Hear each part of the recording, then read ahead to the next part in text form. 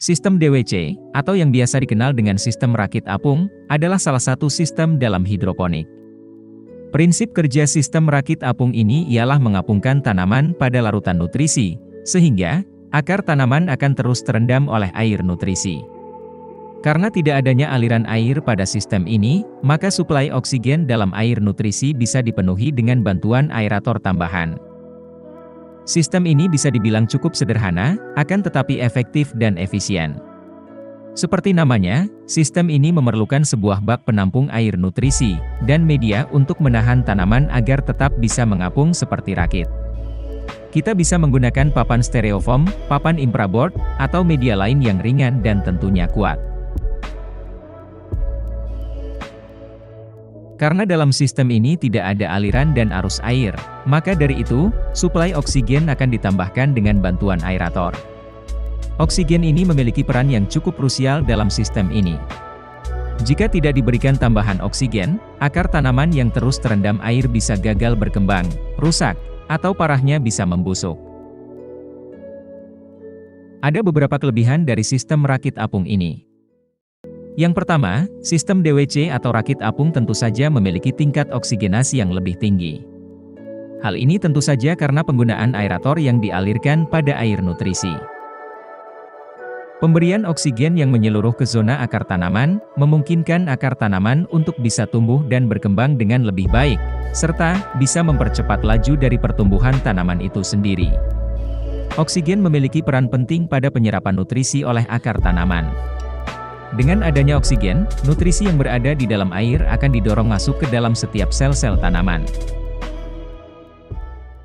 Kelebihan kedua pada sistem ini adalah, sistem rakit apung lebih hemat dalam penggunaan air, nutrisi maupun listrik.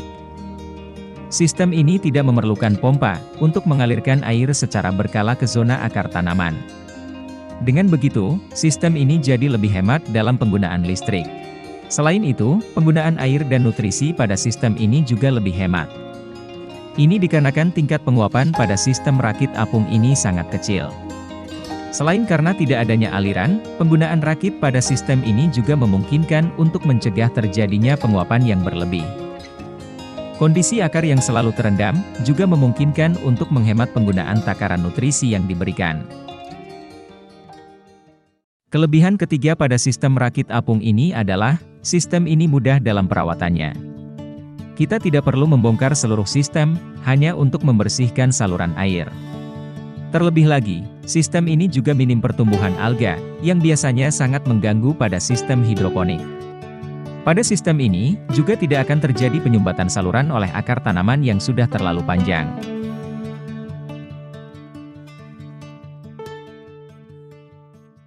Meskipun ada kelebihannya, sistem ini juga memiliki beberapa kekurangan. Kekurangan yang terdapat pada sistem ini, bisa menjadi acuan bagi kita yang ingin berbudidaya hidroponik dengan sistem rakit apung. Kekurangan yang pertama, sistem ini cukup sulit dalam mengontrol suhu air. Hal ini bisa terjadi karena sistem ini tidak memiliki aliran air dan airnya cenderung diam. Akibatnya, suhu air pada sistem ini bisa naik dengan cepat dan menjadi hangat. Suhu air yang tinggi akan menjadi masalah bagi tanaman bila dibiarkan cukup lama.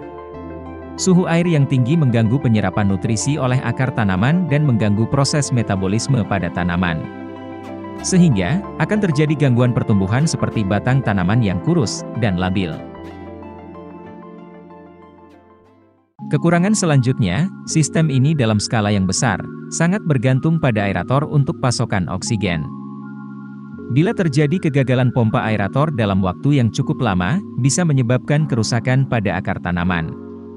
Kegagalan aerator juga bisa menyebabkan suhu air menjadi naik, karena tidak adanya oksigen dan udara yang dialirkan ke dalam air. Kekurangan ketiga, sistem ini memiliki tingkat fluktuasi pH dan nutrisi yang tinggi. Fluktuasi pH dan nutrisi di sini, sangat berkaitan dengan dua poin sebelumnya, yaitu suhu dan oksigenasi.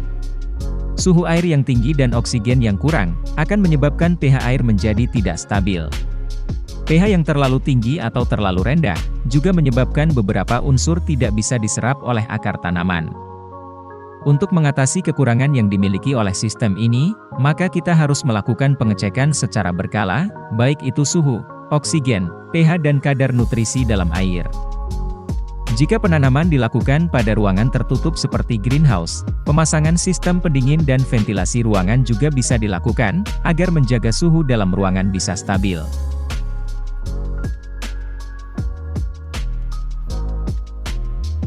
Nah, itulah beberapa kelebihan dan kekurangan yang dimiliki oleh sistem DWC ini. Semoga penjelasan ini bisa menjadi acuan bagi Anda yang baru memulai berhidroponik. Anda juga bisa membandingkannya dengan sistem lain, kira-kira sistem mana yang menurut Anda cocok untuk Anda terapkan. Dan jangan lupa like, share, dan subscribe channel ini, jika kamu merasa informasi yang kami sampaikan bermanfaat. Jika ada yang ingin kamu tambahkan atau tanyakan, jangan sungkan untuk memberikan opini pada kolom komentar di bawah.